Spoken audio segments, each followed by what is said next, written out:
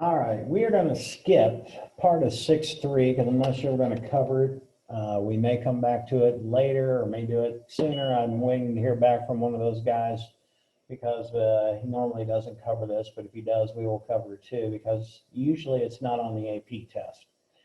But when we get to 6.3b, we're going to go straight to notes problem number 10. And we're going to talk about integral notation and then finding the integrals with geometric figures. We're going to do some transformation review on some of those. And then you'll have 6.3b worksheet to do. So you're going to skip the 6.3 worksheet and go to the 6.3b.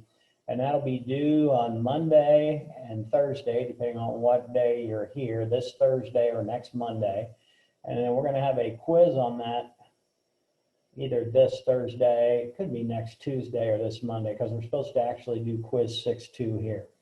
So we get over here to this first problem, and this says set up the definite integral that would be used to calculate this problem. So when I'm wanting to set up the integral notation, the first thing that I'm going to want to do is make an integral. So I would do an integral right here. And then I want to look at my x value beginning and my x value ending. And those are going to be my intervals. So if I look at this, we're starting here at 0, and then there's a 1. So these are going by 1. So this would be a 5 here. So I'm going from 0 to 5. So we would put the integral from 0 to 5. And then if you remember, I said that f of x is the height. That will be my height, which is this thing right here. So if you look at that height right there, you count up, that's going to be 3. And then we're going to put dx because dx, if you remember from class, is going to be the base. That's how many rectangles I make going across here. Now we could go ahead and find this answer because it's going to be 5 times 3, the area would be 15. But we're supposed to be putting this in the notation for integration. So from 0 to 5, remember f of x is standing for the height, so that's the height. And dx is the width of each rectangle I'd be using. So we're just going to leave the dx there, and that would be our answer. Then we come over here to do this problem. We want to do this, the equation of this one. Now, this one's a little tricky because on the left side, we have a different equation here for the line than we have on the right side. So there's actually 2 ways to do this problem. One way is we could say that this equation over here is going, for that line right there would be y equals x. Let's see, my y-intercept is 4, so that would be x plus 4.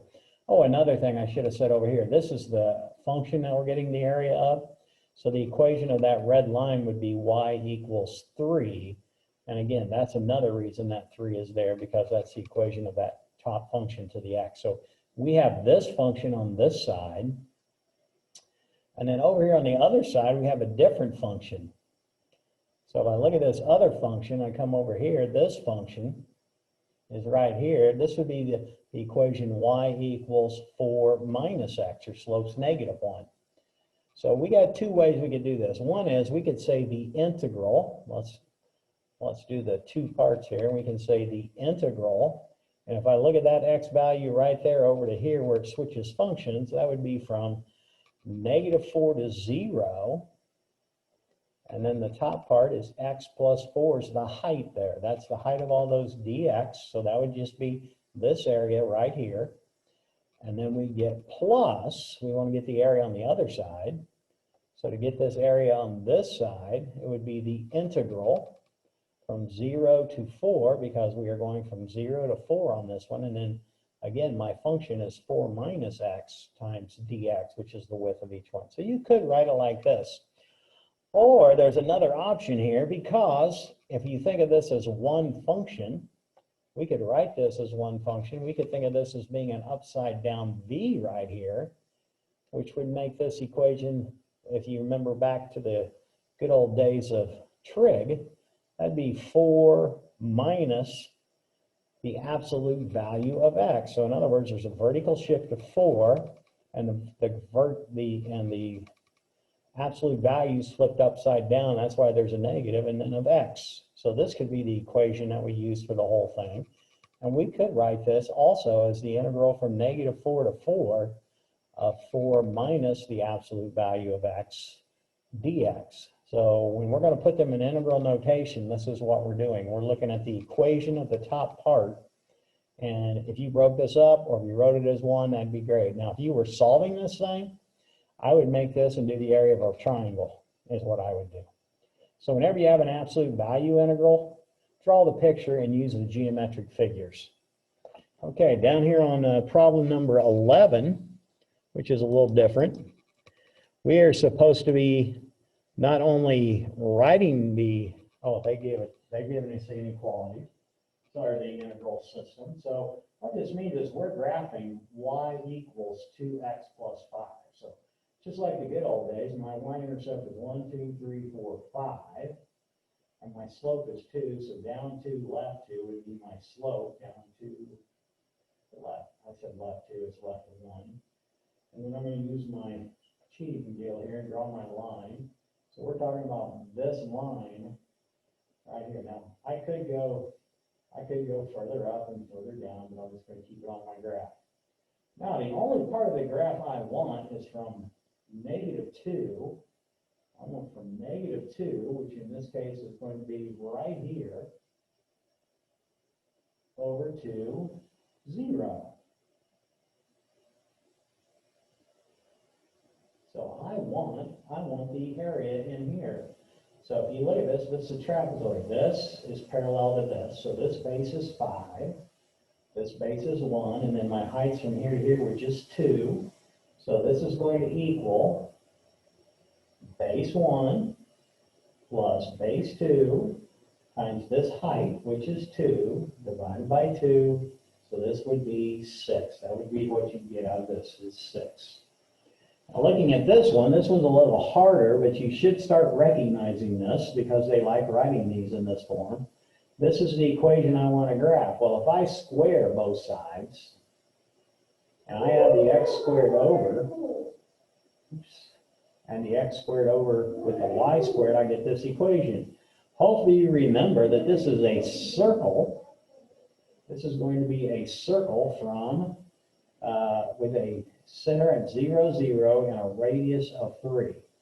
Now you got to also look back here because they don't have a plus or minus here. They only have a plus. So what this means is, out of my circle with a radius of 3, they do not want the bottom part, because the bottom part would be if they had a negative in front of that, in front of either the radical there or out here in front. Well, there's a plus here, so all they want is this part of the circle.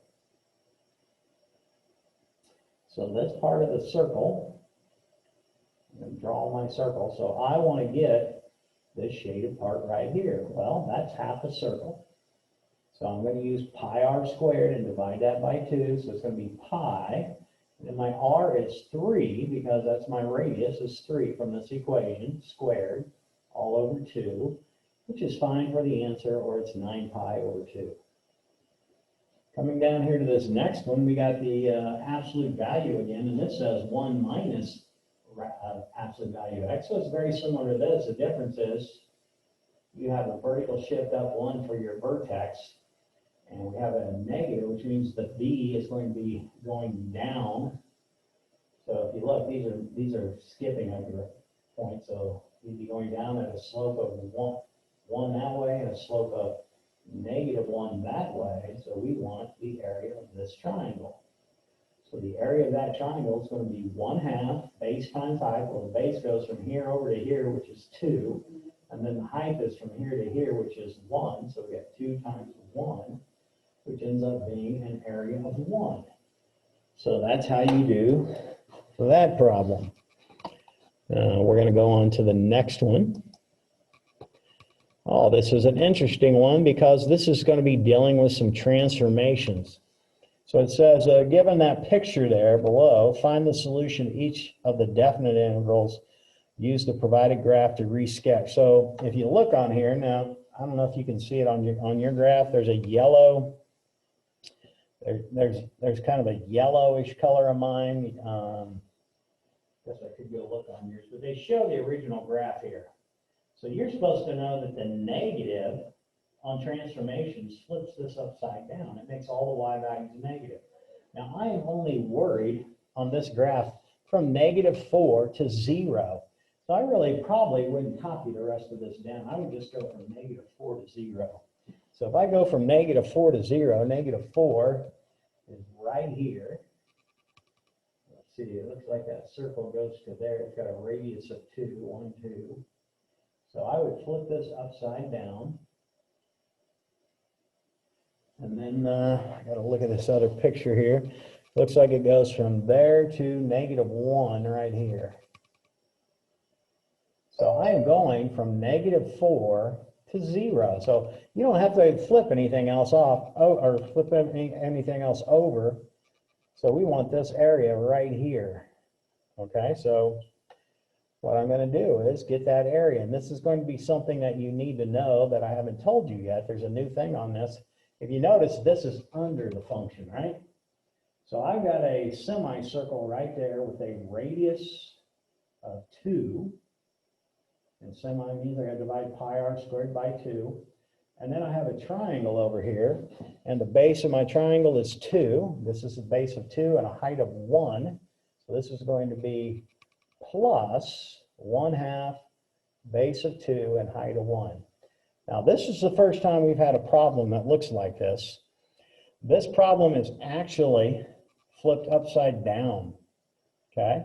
So this is under the graph, under the x-axis. So when anything's under the x-axis, something that we need to realize, and here's something that's going to be important later, is when you have a graph under the x-axis, that makes these things negative values. So we would make both of those negative. And since these 2's are the same, you know, I can reduce 1, right? All right, so this is 4 over 2, which is 2 pi, but it's negative, and then it's minus, those reduce, -1. So this would be my answer. Now, the way they might write that on the test is they might factor a negative out and make this -2 pi plus 1 as their multiple choice answer. So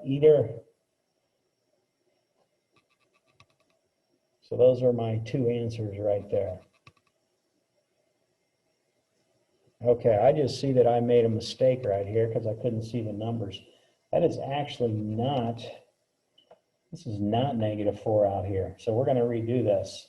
That's actually out there at -6. I was supposed to start this right there. That is actually -2. So I was supposed to actually not have a semicircle, but a quarter of a circle. So I should have divided this by 4, which will end up making that 1, which will make this the answer right there. Negative pi, or negative either negative pi minus 1 or negative the quantity pi plus 1. All right, over here we get the absolute value. So you're supposed to know absolute value is going to be everything above. So even this part over here, it's going to take that and move it on top. It's going to make that on top. And I am only worried from 2 to 6. So let's see, we got 1, 2. 2 is right here. 3, 4, 5, 6 out here.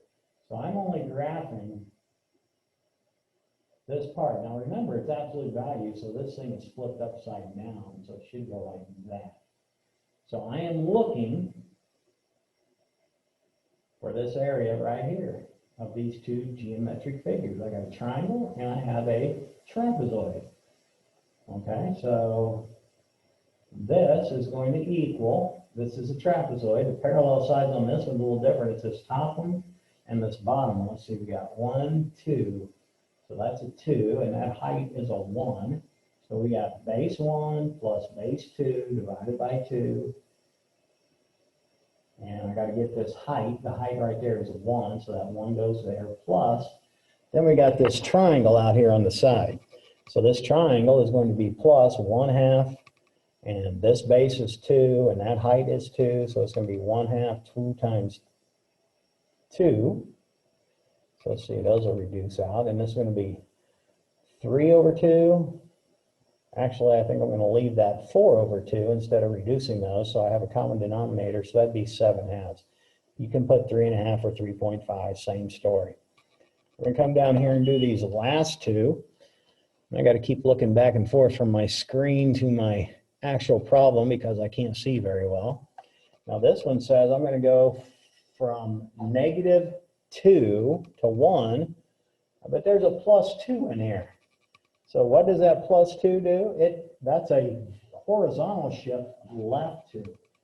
So if you look right here, if I want to get to -2, I'm going to get to here. I got to go over wherever this thing is, and I got to move this point over left 2 right here. So that point gets moved over 2. And if I look over here, I'm going to go to 1, which is here. So if I go 2 to the right, that's there. I got to move that point over here to the 1. So I've taken, the only part I'm worried about is from -2 to 1. So I've drawn this part. Now, if you want, I mean, you could draw more in there. You could draw more in there. So, I mean, if you drew the other parts, all of these points would be moved over 2 to the left also. So this thing would be going like this.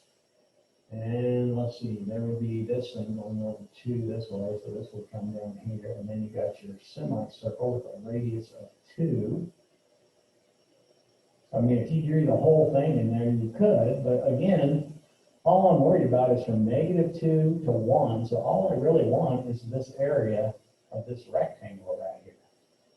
So this base, -2 to 1 is 3, and that height is 1. So this is going to equal 3 times 1, which is 3.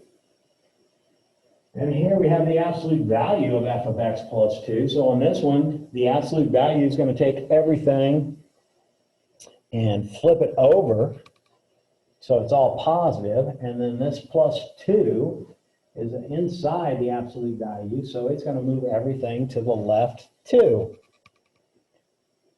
Oh, those are not absolute values, those are just brackets. My fault, I couldn't read it on my screen, but in my case I can. So this is a vertical shift up 2. And again, I am only worried from 0 to 3. So I'm worried about from 0, 1, 2, 3 to 3 only. Okay, so if I'm going to do 0 to 3, now that's just that little straight segment, but this says I want to move that up 2. So instead of being here, I want to move that up 2 and move this point up 2. So we're talking that this is what I want the area. So I'd be finding the area of this rectangle, because I had to move that top piece of a vertical shift up 2. So this is 3 and this is 3. So this answer would be 3 times 3, which would be 9. Now again, you could take all these, and move them all up 2. If you did, again, I'm going to change this top color. So this would be where the top part went right there. And then this would go, see, this is a 0, so I'd have to move it up 2 here, and that would be a straight line there. And then I've got to go over to this point and move it up 2, because that vertical shift is 2, and I move this one up 2. So I don't need this part because that's not what I'm asking for. Got to move this up 2, so that would end up there. So this would come down like this. But because I only want 0 to 3 because of that, this is the area I'm finding right here, just this area. So if you want to draw the whole thing, you can, but you got to realize the only part that you want is the part for the interval. So I usually wouldn't draw any of that stuff in there. Okay, so that's all of that homework. I will see you next time. Have a great day.